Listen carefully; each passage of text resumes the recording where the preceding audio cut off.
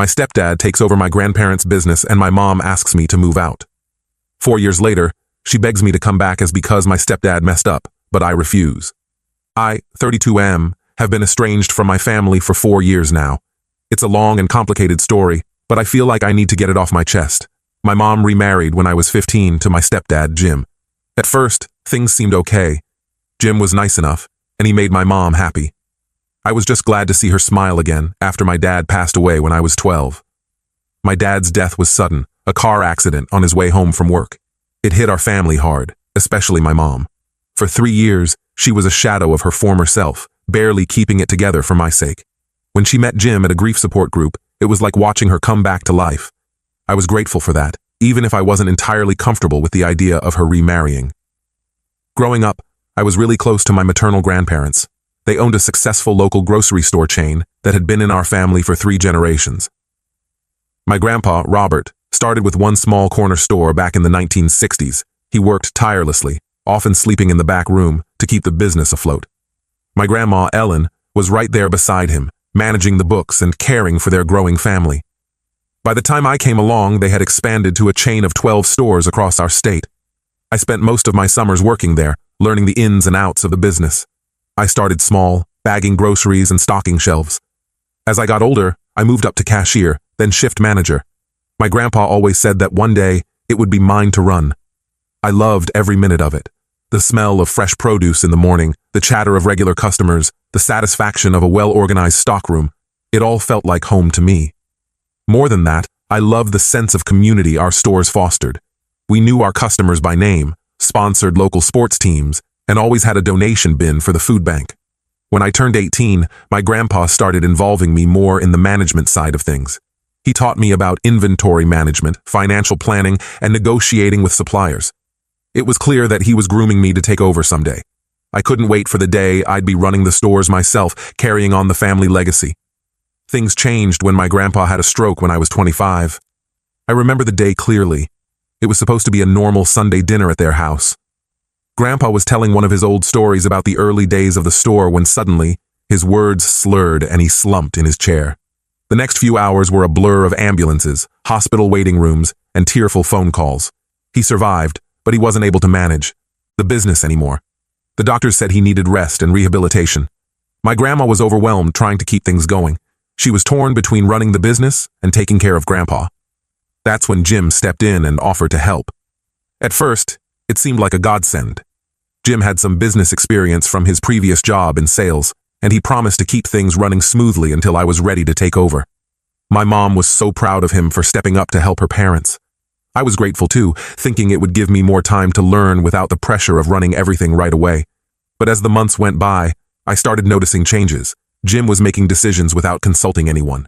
He brought in his friend Mike as the new head of purchasing, firing Uncle Joe, who had been with us for 20 years. He replaced our local produce suppliers with a big national company, saying it would cut costs. The warm, family atmosphere of our stores was disappearing. I tried talking to my grandparents about it, but they were just grateful to have someone handling things. My grandpa's health was declining, and my grandma was focused on taking care of him. They trusted Jim because my mom trusted him. I started voicing my concerns to my mom. I showed her the numbers, pointing out how profits were down and customer complaints were up. Our loyal customers were unhappy with the changes, especially the loss of local produce. But she always defended Jim, saying he knew what he was doing and that change was necessary for growth. Things came to a head when my grandpa passed away last year. His decline had been gradual but steady. In his last few months, he was barely aware of his surroundings. But in his final week, he had a moment of clarity. He called me to his bedside and made me promise to take care of the family business. "It's more than just stores," he said. "It's our family's heart and soul." In his will, he left the business to me, with the condition that I take over within a year of his death. I was ready to step up, to honor his memory and fulfill my promise. But Jim had other ideas. He convinced my grandma to sign over her share of the business to him, claiming it was the best way to protect the family's interests. He told her that at her age, she shouldn't have to worry about business matters. When I confronted him about it, he told me I was too young and inexperienced to run things. He said I should be grateful that he was there to save the business. I was furious.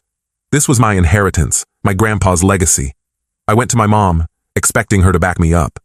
Instead, she sided with Jim.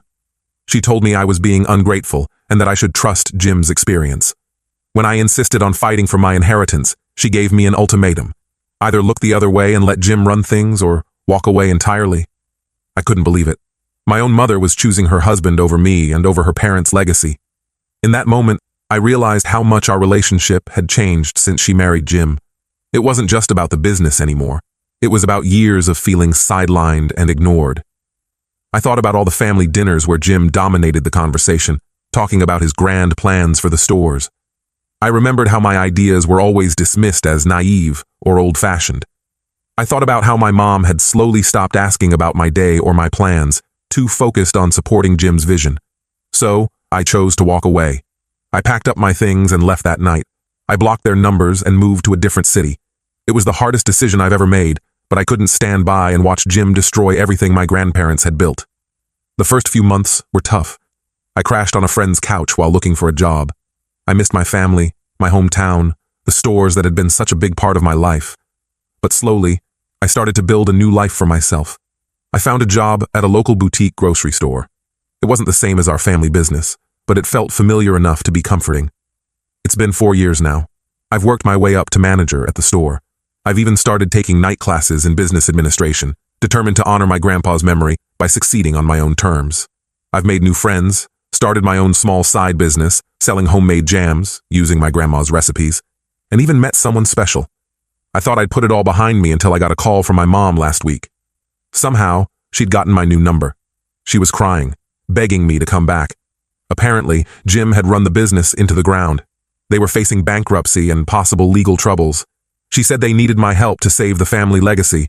Part of me wanted to rush back and try to fix things. I thought about all those loyal customers, the employees who had been with us for decades. I remembered my promise to my grandpa, but a bigger part remembered how they had pushed me aside, how they had betrayed my grandparents' trust. So, I told her no. I said I was sorry, but I couldn't help them anymore. Now I'm sitting here wondering if I did the right thing. The business my grandparents worked so hard to build is collapsing, and I'm doing nothing to stop it. But at the same time, I can't forget how my family treated me. The thought of going back, of facing Jim and my mom, makes my stomach churn. Am I wrong for refusing to help? Should I have swallowed my pride and gone back to save the business? I don't know what to do. The legacy my grandpa entrusted to me is crumbling, but going back feels like erasing the life I've built for myself. I'm torn between my past and my future, and I don't know which way to turn. Update 1. It's been about 6 months since my last post, and a lot has happened. I want to thank everyone who commented and shared their thoughts. Your support and advice meant a lot to me during a really tough time. After my mom's call, I decided to do some digging. I couldn't just let things lie, not when it came to my grandparents' legacy. I reached out to a few old family friends who still worked at the stores. What I found out was worse than I could have imagined. Jim hadn't just mismanaged the business, he'd been embezzling money for years. He'd set up fake supplier accounts and had been funneling money into his personal accounts. The business was millions in debt, and there were already investigations underway by the state attorney general's office. I was shocked. I knew Jim was bad at running the business, but I never thought he was a criminal. I felt sick thinking about how my grandparents' hard work had been exploited like this. I remembered all the times Jim had talked about his innovative business strategies, how he was modernizing our operations. It all seemed so obvious in hindsight. One of my old friends, Sarah, who still worked as a manager at one of our stores, told me how things had deteriorated. The shelves were often half empty because they couldn't pay suppliers. Longtime employees were leaving in droves, unable to deal with the constant stress and uncertainty. The community programs my grandparents had started, the annual scholarship for local students, the food drives, the free Thanksgiving dinners, had all been scrapped. My mom called again a few weeks later. This time, she wasn't just asking for help, she was begging for forgiveness. She told me she had no idea what Jim had been doing. She said she'd filed for divorce and was trying to cooperate with the investigators to save what was left of the business. I listened to her cry and apologize for everything, for not believing me, for choosing Jim over me, for letting him take advantage of my grandparents. She told me how blind she'd been, how Jim had manipulated her by playing on her insecurities and her grief over losing Dad. Part of me wanted to forgive her right away, but I couldn't. The hurt was still too fresh. I told her I needed time to think. I hung up and spent the next few days wrestling with what to do. On one hand, This was my family's legacy, something my grandparents had built from nothing. I thought about all the customers who had become like family over the years, the employees who had been with us for decades. On the other hand, going back meant dealing with all the pain and betrayal I'd tried to leave behind. In the end, I decided I couldn't just stand by and do nothing. This wasn't just about my mom or Jim anymore. It was about all the people who depended on our stores, about the community my grandparents had worked so hard to support. I contacted a lawyer and started looking into what could be done to save the business. It was a long shot, but I had to try. The next few months were a whirlwind. I took a leave of absence from my job and moved back to my hometown. I spent days going through financial records, meeting with lawyers, and trying to negotiate with creditors. It was overwhelming.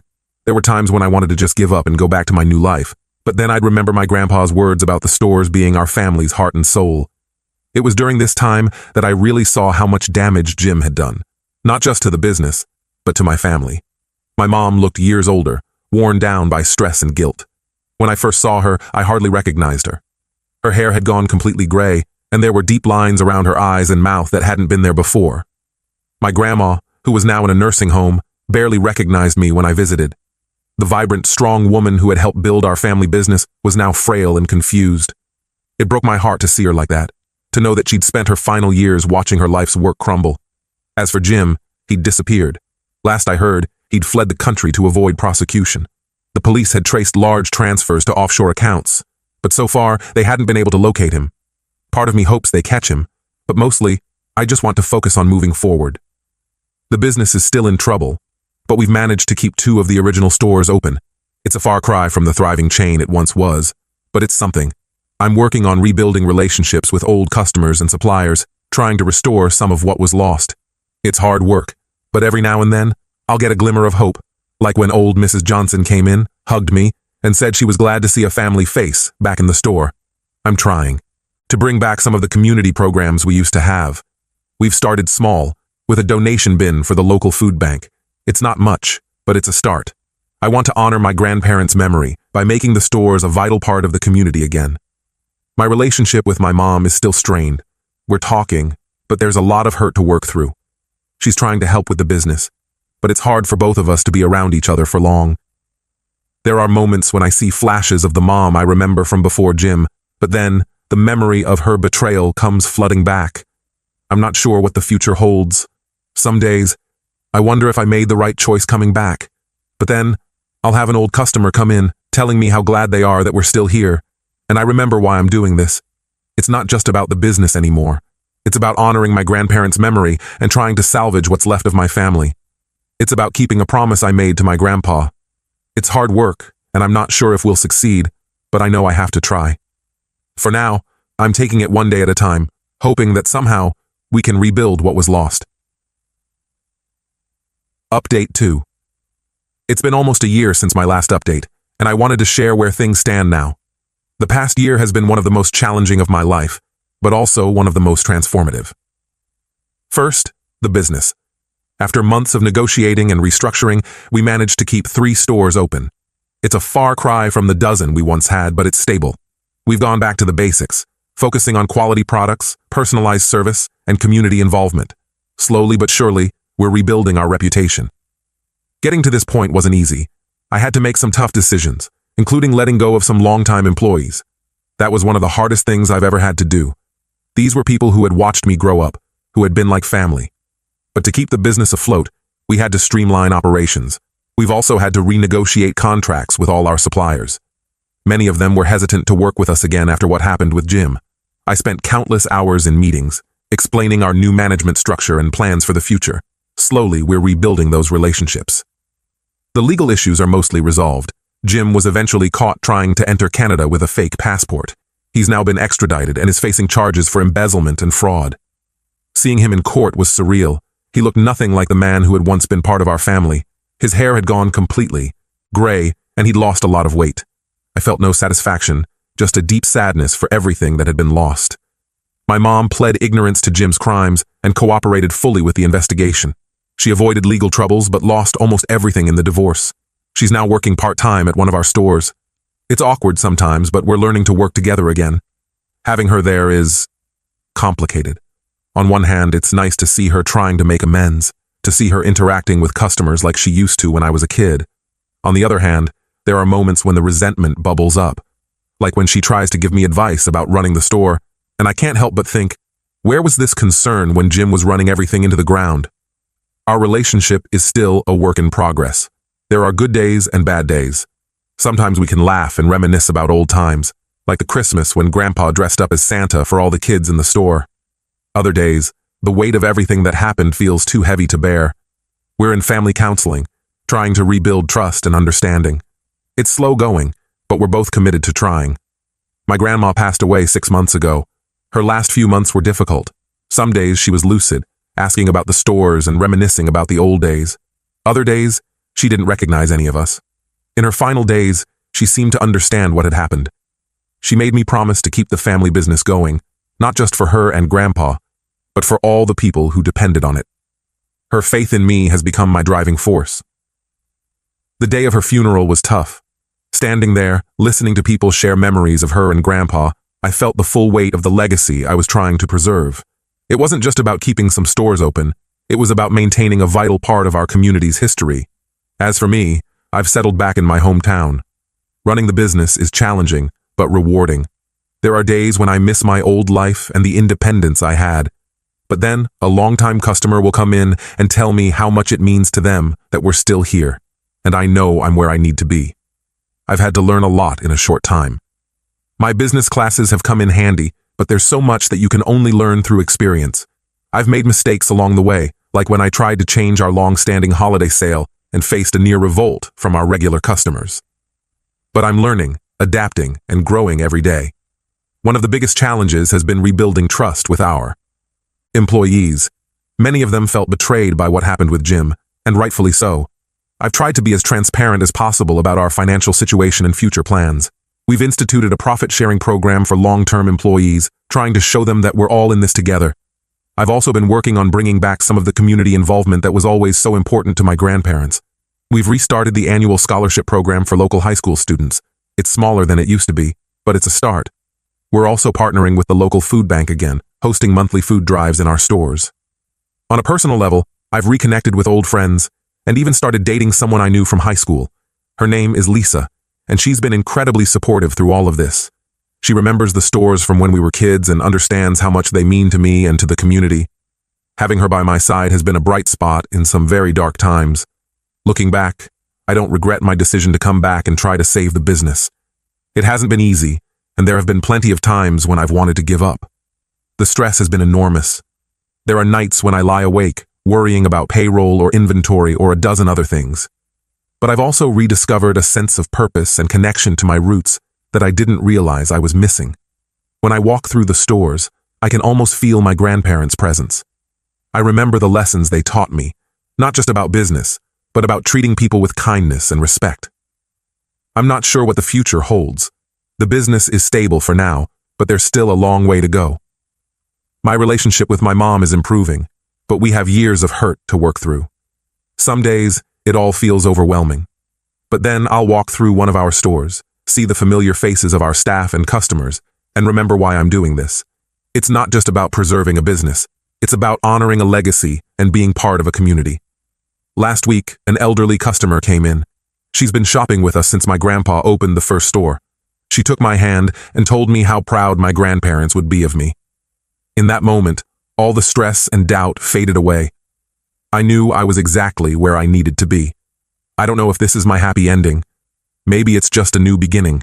There are still challenges ahead, relationships to mend, and a business to rebuild.